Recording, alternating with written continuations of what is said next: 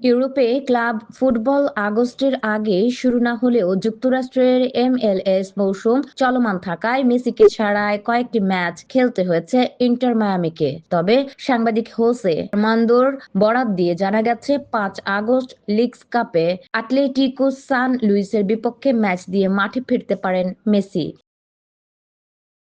সাংবাদিক আর্মান্দো সামাজিক যোগাযোগ মাধ্যমে জানান, ফোর্ট লডারডেলে ভোর 5টার দিকে পৌঁছে এরপরই ক্লাবের সদর দপ্তরে যান মেসি এবং দলের অনুশীলনে যোগ দেন।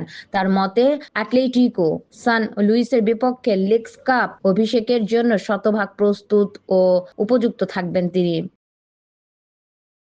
মেসির ফেরার আগে এই সপ্তাহান্তে কলম্বাস ক্রুর মুখোমুখি হওয়ার কথা রয়েছে ইন্টার মায়ামির। তবে একাধিক সংবাদ মাধ্যমের প্রতিবেদনে বলা হয়েছে, বিশ্বকাপের দীর্ঘ ও চাপপূর্ণ সূচির পর ক্লাব কর্তৃপক্ষ মেসিকে দ্রুত মাঠে নামাতে চাইছে না। তাই লিগস কাপ দিয়েই তার ফেরার সম্ভাবনা বেশি বলে মনে করা হচ্ছে।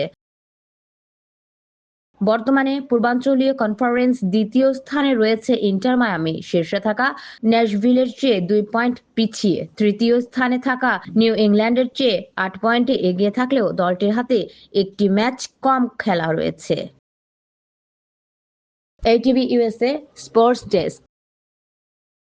ATV USA বিশ্বজুড়ে বাঙালিয়ানা।